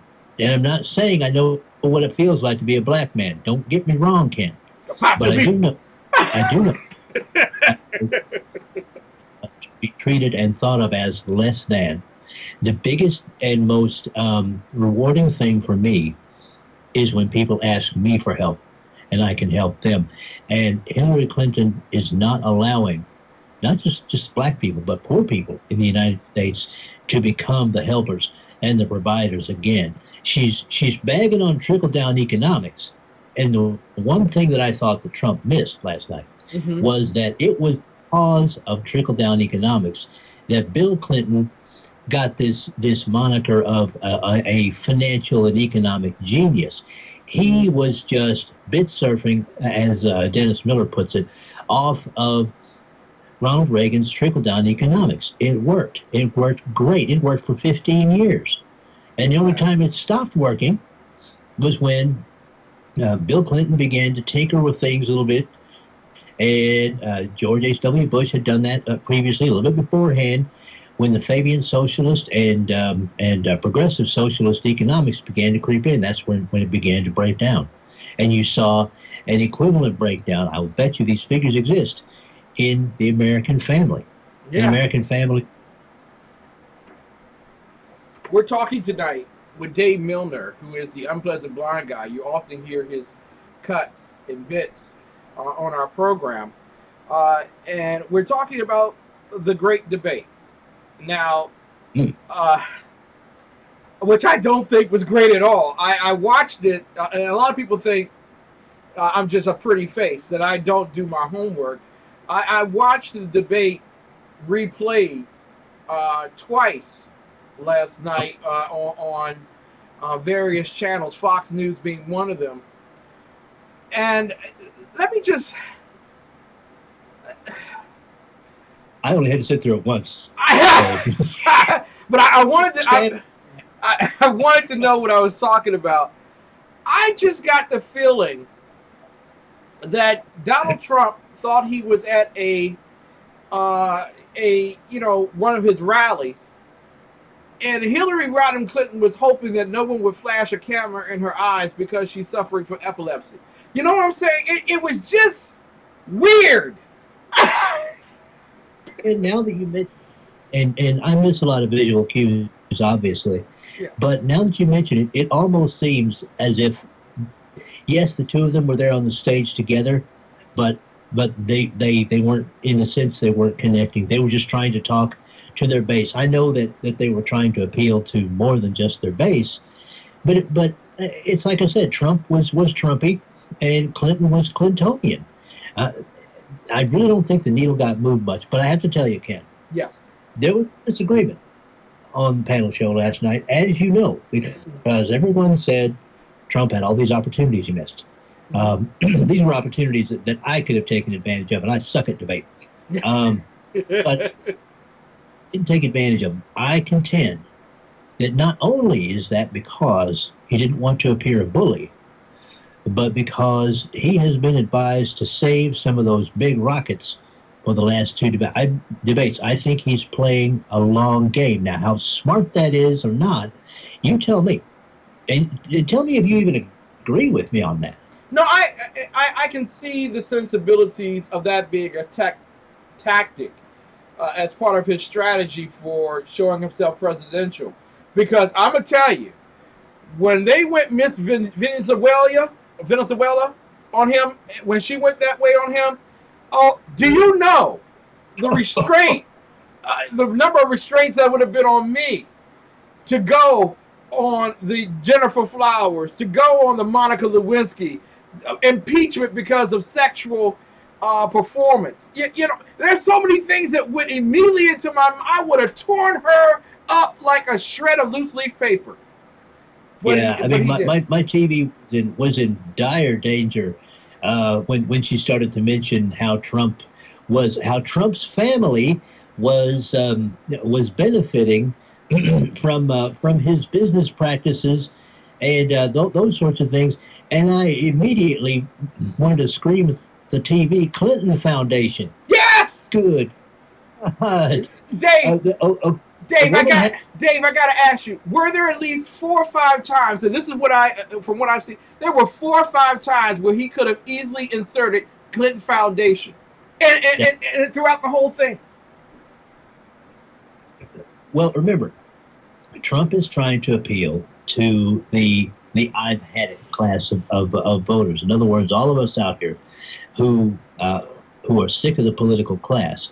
And you notice that he didn't mention Democrats a lot. He mentioned politicians and political hacks and people like that. I think he's trying to appeal to us. And the things you're talking about, the Clinton Foundation, Benghazi, you know, the really big time weapons that he could have used on her, he did not. And that may or may not have been smart, depending on what kind of figures the next debates have. But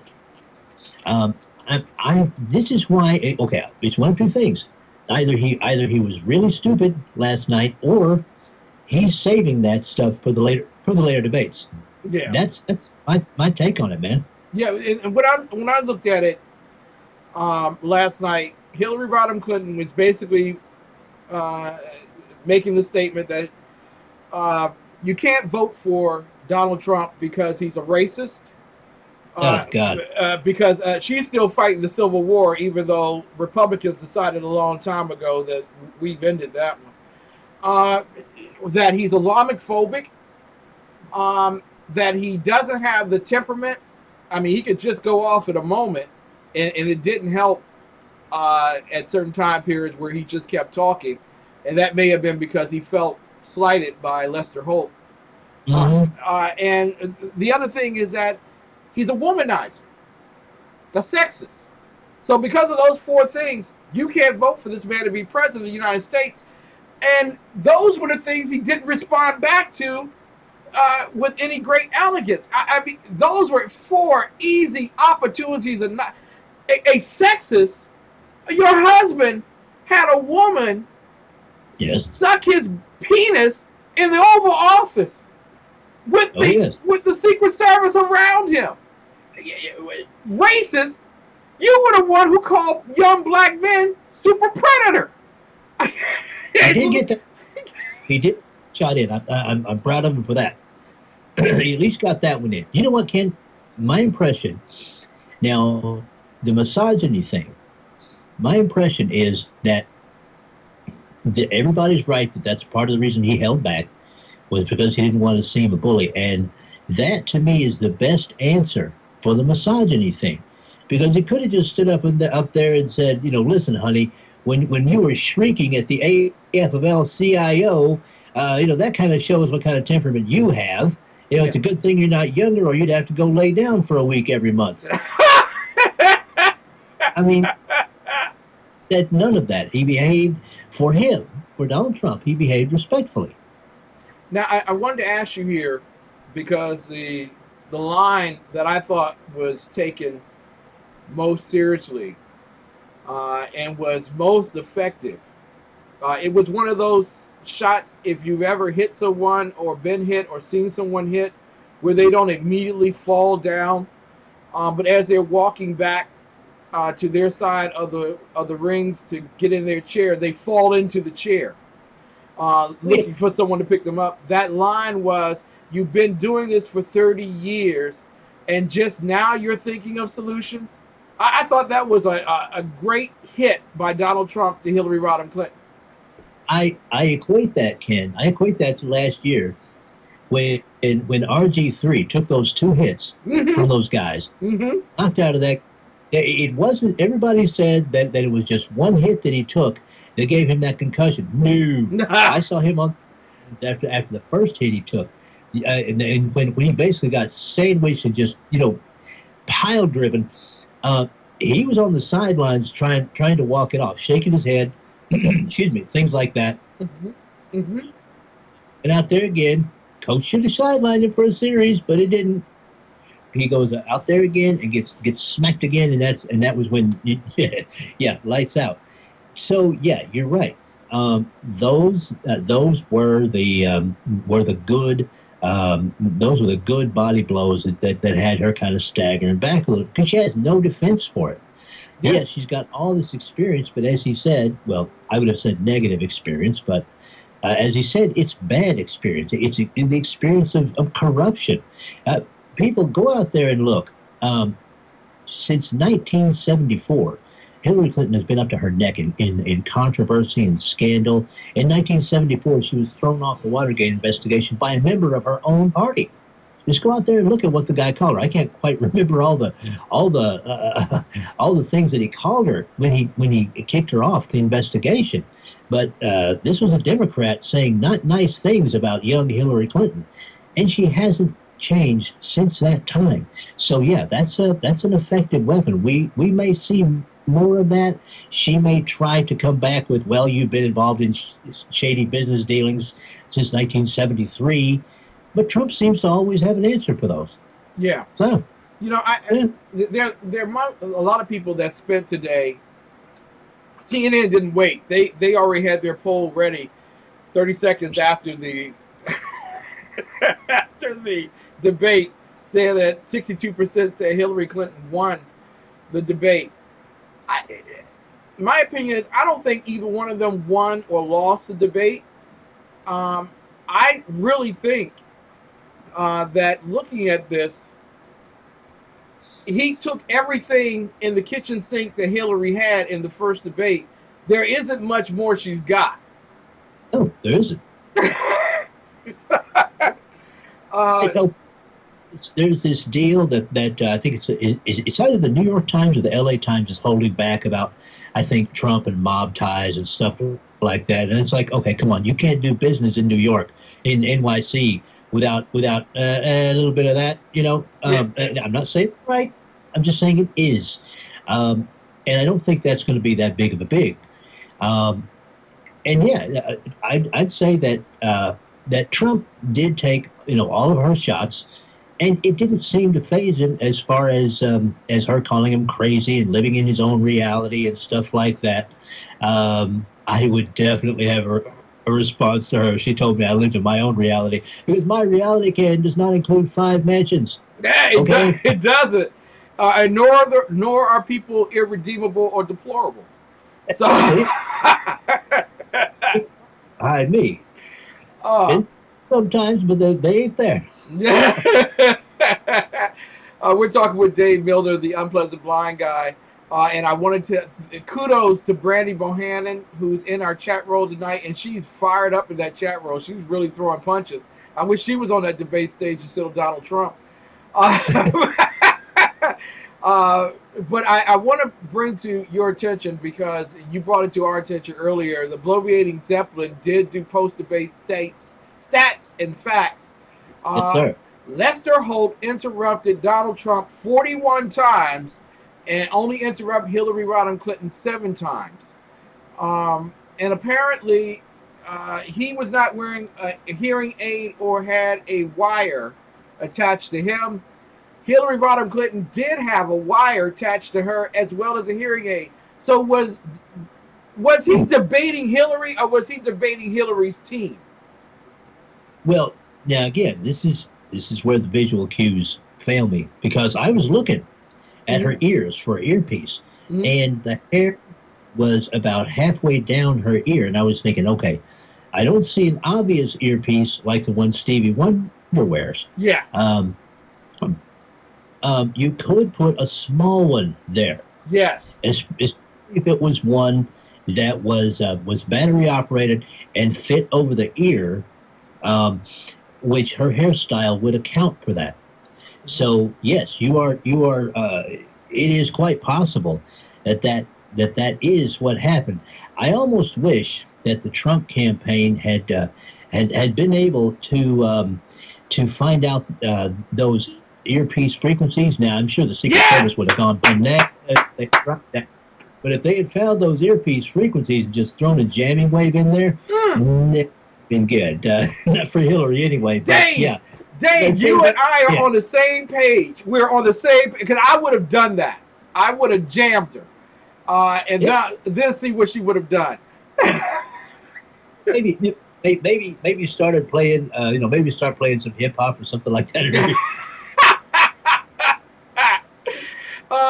Conversations with Jennifer Flowers. There you go. We would have been playing that one. Yeah.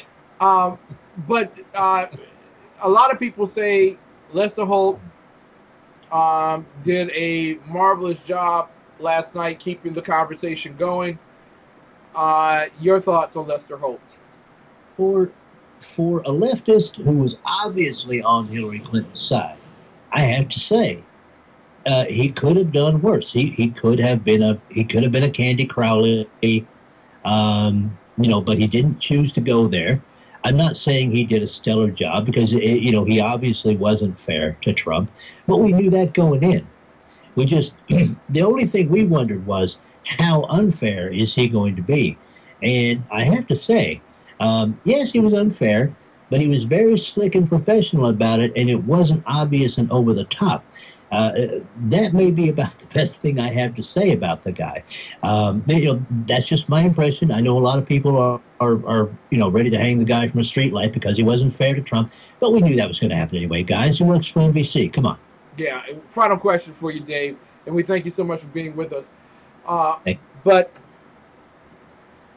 if there is a second debate, what is it that you would tell Donald Trump to do? Because there were 84 to 90, maybe 100 million people who listened and watched this particular debate.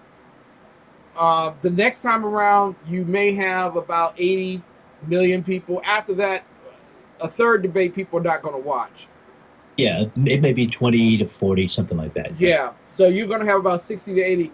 What is it that you would tell him? Would you tell him to go ahead after his rope-a-dope experience last night to go ahead and knock the daylights out of Hillary Rodham Clinton in debate 2?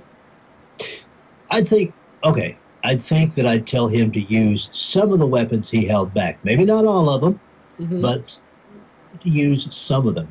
And to use the ones that mean the most to the people. In other words, stuff like the Clinton Foundation, when she's trying to be one of the people, he can paint her as the rich snob that she is. You know, any of the other issues, the Benghazi issue, pointing out that she looked in parents' eyes and lied to them about that. That's an issue that hits home with the people. He needs to use those weapons. He needs to stay poised because, of course, he's going to try and knock him off his stance again, and just take the body blows like he did in the first debate. And I think he may actually, you know, if all things being equal, which all things are not, he may actually win this one. Because if you're right, and if Mark is right, and she was wearing an earpiece and getting coaching from her team, and that was the best she was able to do. Hey, if that's the best you got, Hillary, stay down when he hits you the next time. Just stay down. The next shots are coming, and they're going to be coming hard. Also, WikiLeaks information coming out in the next 2 weeks. You know, on top of Edge, stay down, Hillary, stay down, because it's going to get ugly from here. Dave Milner, how can people listen to you and your wonderful segments? Okay, I am at the Unpleasant Blind Guy page at Spreaker.com, on the SHR Media Spreaker page, and at the HR Media YouTube page. Folks, before you vote, listen to my October the 8th show, because it is an interview with a young couple that you need to hear. I just finished that program just before I came on to you, Ken. It is gonna blow minds. I think it's gonna change some minds, and it could direct how you vote on November the 8th. That's all I have to say about that. It's going to be a big show. And Ken, thank you for having me on tonight. Love to the Prof. God bless you, sir. Ladies and gentlemen, Dave Milner, the Unpleasant Blind Guy. Listen, and Brandi Bohannon, thank you so much for coming to our chat room tonight. Don't be a stranger. Come here often. Your insights are just ferocious. We really appreciate it. And you are a great defensive end next to the other defensive end in there, Mary Brockman, the bouncer. I'm telling you, you all could sack some quarterbacks called progressives. I want to say this for those in Charlotte, North Carolina, for the business people there. I'm just going to tell you, I would think twice about staying in Charlotte, not because of the bathroom law. In fact, that would be the reason to stay. But when there are rioters that are willing to take the Keith Scott story, manipulate it so that they can destroy their city at the funding and encouragement of the Obama administration and George Soros, I would tell you, think twice. Because apparently individuals that are willing to tear up their city because His wife, who wrote in an amazing statement against her husband, Keith Scott, he carries a 9mm black.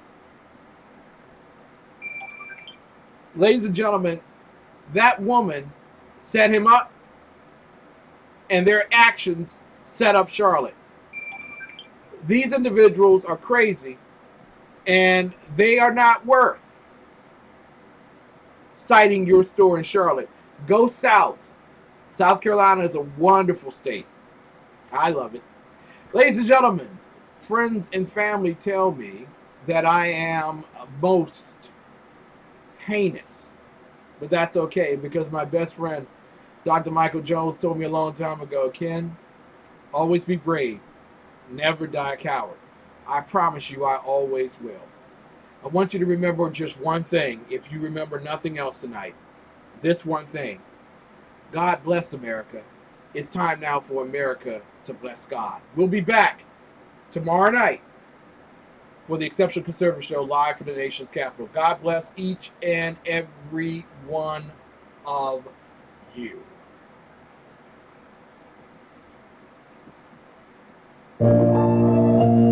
God's truth judges created things out of love, and Satan's truth judges them out of envy and hatred.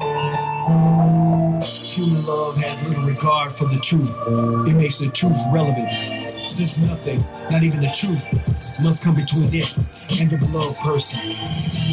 Despise love, so we glorify hate. Embrace evil just because it feels great. Pride to be a thug and the honor catch a case. We need to get back to love before it's too late. Back in the day we had it bad but we were good. Today we despise women to keep it good. Justify doing wrong because we misunderstood. I think we could, I wish we would. We glorify and worship the wrong things. From bling bling to cocaine to the cocaine, man. Man, that's insane, like really want to change. We're doing the same thing, man, we don't want to blame. We falsify the truth, destroy the youth. We lost faith, so that means we unfaithful too. What you wanna do if what I'm saying is true? There's nothing else to do, cause the choice is up to you. Only God knows, telling the truth, and who's lying to you? I'm a living proof. Only God knows, I'm a teacher for the streets. He only let me know why this thing is prophecy. God knows, real faith. It's time to give, not take. It's time to love, not hate. Only God knows, I'm a real guy. Then the prophet, on this single line. Man, these rappers and soul, they soul killed a whole generation. That's how the story goes. Some ask why I rap, and I don't like rap no more. That's an easy question, cause God told me so. I tried not to make this a religious rhyme, but God put me in this place and time. Gave me the mic so I speak the hearts and minds. This world is dark, so we get lost sometimes. Black entertainers got us locked in hell. We glorify jail, so we can't really tell. We stretching the cells, we want us weak, so we can't make bail. I put this rhyme in this message cause they checking my mail. Now our enemies are friends and friends are foes. Vice versa, Pastor Troy being told us so. You want to know the truth, just rewind these flows. Take a step back and just see how reality goes. Only God knows, telling the truth. And who's lying to you? I'm a living proof. Only God knows, I'm a teacher for the streets. He only let me prove so I can speak this prophecy. Prophecies, God knows, real or fake. It's time to give, not take. It's time to love, not hate. Only God knows, I'm real to die. Only God knows. Fooled by false prophets, can't call shop in the Reverend cause he lost it. Only God knows. Now it's all about profits. They want us in the dark, so they changed the topic.